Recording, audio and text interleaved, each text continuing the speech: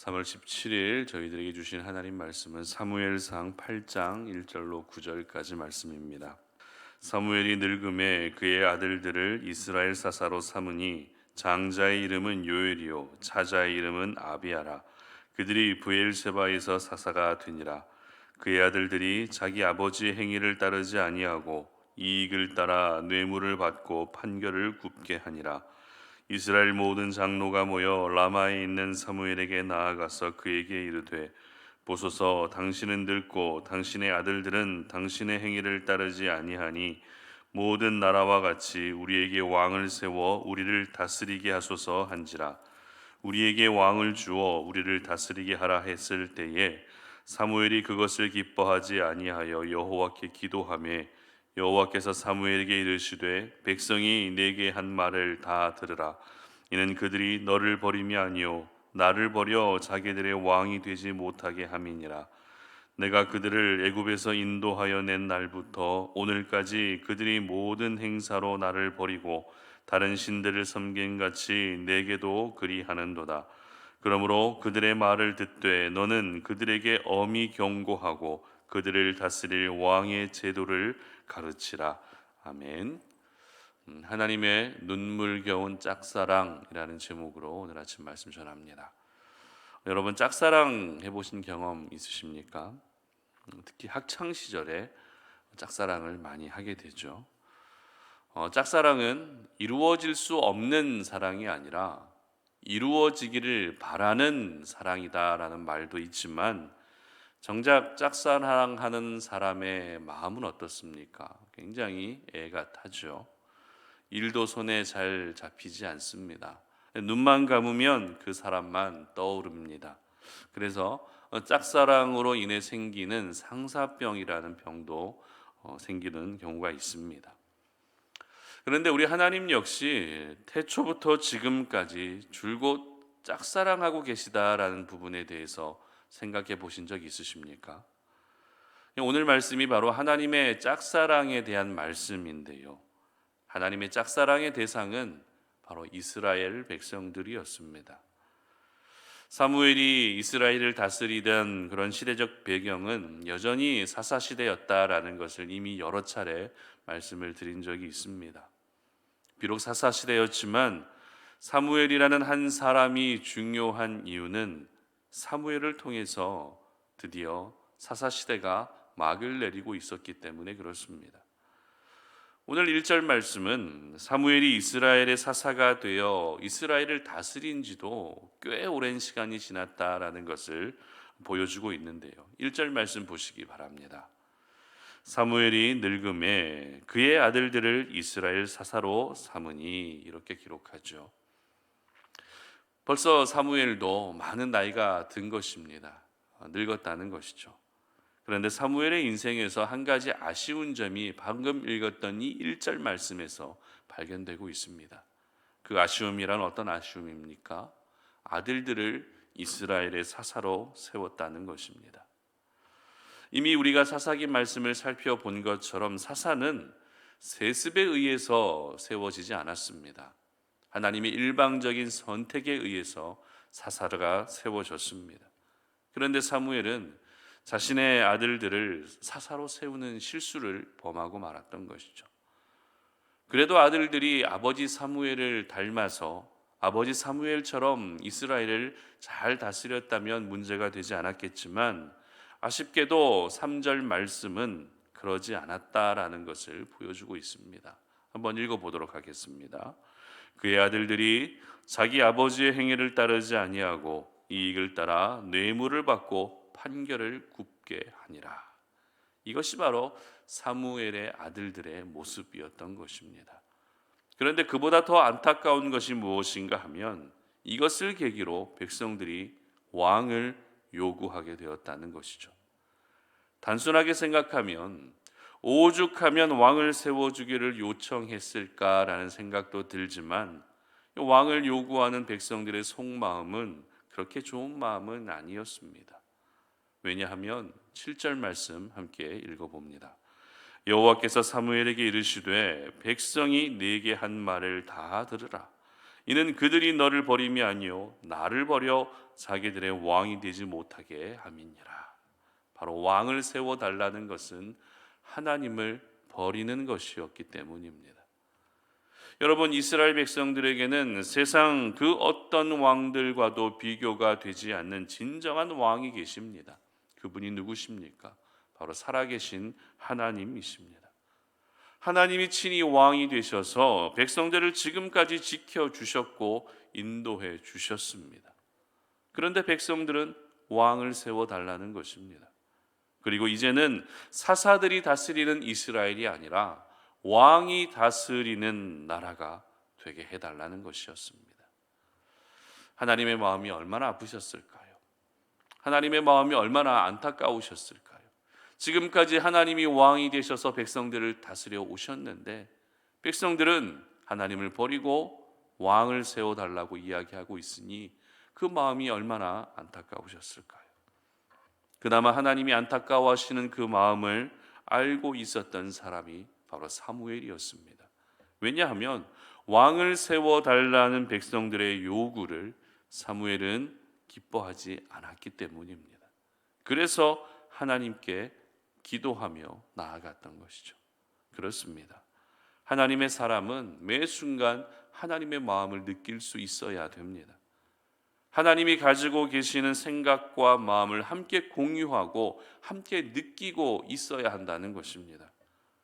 이 시대를 향한 하나님의 마음, 내 가정을 향한 하나님의 마음, 주님의 몸된 교회를 향한 하나님의 마음, 그리고 한 영혼을 향한 하나님의 마음까지 나도 역시 동일하게 그 마음을 느끼고 있을 때 나를 통해 하나님이 일하시는 것입니다. 그러므로 우리 성도님들이 바로 이 시대에 하나님의 마음을 느끼며 살 수 있는 그런 하나님의 사람들이 되셨으면 좋겠습니다. 이렇게 백성들은 하나님을 향해서 하나님을 버리고 왕을 세워달라고 요구합니다. 그런데 이에 대한 하나님의 반응이 저희들의 마음을 더욱더 울컥하게 만드는데요. 9절 말씀 보시기 바랍니다. 그러므로 그들의 말을 듣되 너는 그들에게 엄히 경고하고 그들을 다스릴 왕의 제도를 가르치라. 아멘. 뭐라고 반응하고 계십니까? 백성들의 요구를 들어주라는 것입니다. 하나님 자신이 버림받았음에도 불구하고 그들의 말을 들어주라는 것입니다. 뿐만 아닙니다. 이제 왕을 세웠을 때 왕에 대한 제도를 가르침으로써 말씀 안에서 왕정 제도를 세워갈 수 있게 하라는 것입니다. 왕정 제도 자체가 하나님을 버리는 것이었음에도 불구하고 하나님은 그 요구를 그대로 받아주셨습니다. 그리고 그 요구마저도 선하게 이루어질 수 있도록 또 하나의 대안을 제시하고 계셨던 것입니다. 그렇다면 하나님 자신이 이렇게 버림받고 있는 상황에서도 모든 요구를 들어주시는 이유가 무엇일까요? 이것은 아닌데, 이것은 정말 아닌데 그럼에도 불구하고 백성들의 요구를 들어주시는 이유가 무엇이었을까요? 그것은 바로 하나님의 사랑이었습니다. 백성들을 향한 하나님의 사랑 때문에 하나님 보시기에 정말 아닌데도 불구하고 그들의 요구를 들어주셨던 것입니다. 저는 오늘 백성들을 향한 하나님의 사랑은 그냥 사랑이 아니라 하나님의 눈물겨운 짝사랑이라는 그런 생각이 듭니다. 왜냐하면 하나님은 백성들을 한결같이 사랑하셨지만 백성들은 하나님을 그렇게 사랑하지 않았기 때문입니다. 정말 하나님을 사랑한다면 하나님을 버리고 왕을 세워달라고 말을 할 수 없는 것입니다. 오늘 본문은 아니지만 사무엘상 8장 20절의 기록을 보게 되면 이렇게 기록합니다. 우리도 다른 나라들 같이 되어 우리의 왕이 우리를 다스리며 우리 앞에 나가서 우리의 싸움을 싸워야 할 것이니이다 하는지라. 무슨 말입니까?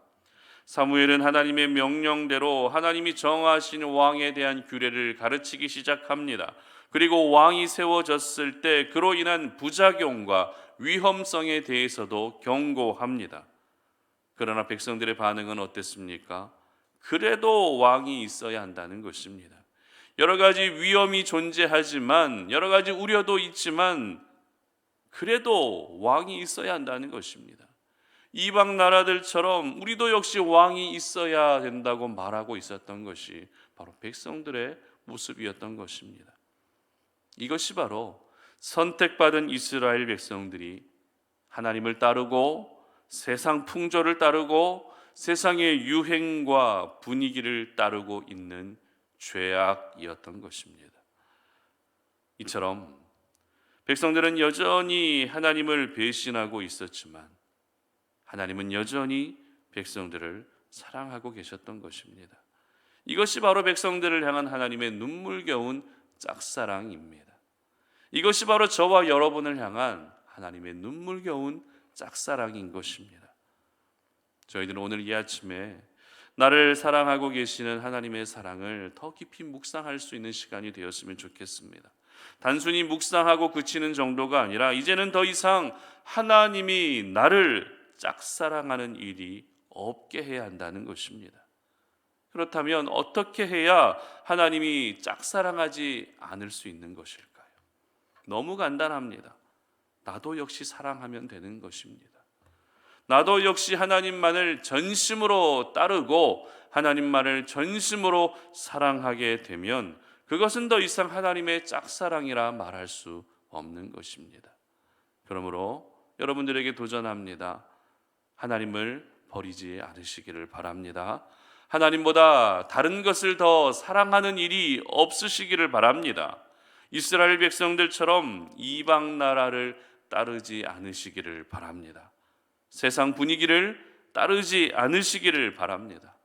항상 하나님만을 따르시고 하나님의 말씀을 쫓아 살아가게 되면 하나님은 더 이상 저희들을 짝사랑하시는 것이 아니라 서로 사랑하는 가장 아름다운 사랑의 관계가 만들어지는 것입니다.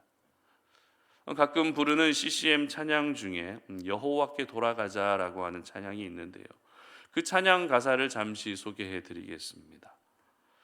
내 백성이 나를 떠나 돌아섰지만 내 사랑이 내 백성을 포기 못하니 내 모든 것 내어주고 나 그들을 얻으리라. 다시요. 내 백성이 나를 떠나 돌아섰지만 내 사랑이 내 백성을 포기 못하니 내 모든 것 내어주고 나 그들을 얻으리라. 아멘. 그렇습니다. 이것이 바로 저와 여러분을 향한 하나님의 사랑입니다. 모든 사람이 죄를 지어 하나님을 버렸지만 하나님은 독생자 예수님까지 희생시키면서 저희들을 향한 사랑을 확증하셨습니다. 그러므로 지금까지 저희들을 향한 사랑이 하나님의 눈물겨운 짝사랑이었다 할지라도 오늘 이 시간 이후부터는 눈물겨운 하나님의 짝사랑이 끝날 수 있게 하시기를 바랍니다. 더 이상 하나님이 여러분을 짝사랑하도록 그렇게 하지 않으시기를 바랍니다. 오늘 이 아침에 하나님을 향해서 하나님, 내가 정말 하나님을 사랑합니다. 입술로만 말로만 사랑하는 것이 아니라 내 온 몸과 정성을 다해서 하나님을 사랑합니다. 하나님만을 진정 사랑합니다. 라고 하는 이 귀한 사랑의 고백을 올려드릴 수 있기를 바랍니다. 그래서 이제는 세상의 즐거움들과 세상의 유익들 다 버리시고 하나님만을 사랑하셔서 하나님과 아름다운 사랑의 관계가 만들어질 수 있기를 주님의 이름으로 축복합니다. 함께 기도하겠습니다. 하나님 감사합니다. 오늘 이 아침에 우리가 하나님 말씀을 기억하며 하나님이 지금까지 얼마나 우리를 짝사랑하고 계셨는지를 깨닫습니다. 이 하나님의 짝사랑은 눈물겨운 짝사랑이었습니다. 죄를 짓고 범죄하고 하나님을 기쁘시게 해드리지 못하는 인생을 살았어도 하나님은 여전히 저희들을 사랑하고 계셨음을 기억합니다. 하나님, 내가 더 이상 하나님을 짝사랑하게 만들지 않게 하여 주시옵소서. 이제는 나도 역시 하나님을 진정 사랑하게 하셔서 하나님과 저희들 간에 아름다운 사랑의 관계가 만들어질 수 있도록 은혜를 베풀어 주시옵소서. 그래서 그 사랑, 영원히 끊을 수도 없는 그 하나님의 사랑, 또한 저희들 역시 하나님을 뜨겁게 사랑하여 그 사랑이 내 삶 가운데 충만하게 넘쳐날 수 있는, 그 사랑으로 인해 행복해하며 그 사랑으로 인해 감사하며 기뻐할 수 있는 저희들의 삶이 되게 하여 주시옵소서. 감사드리며 예수님의 이름으로 기도드립니다. 아멘.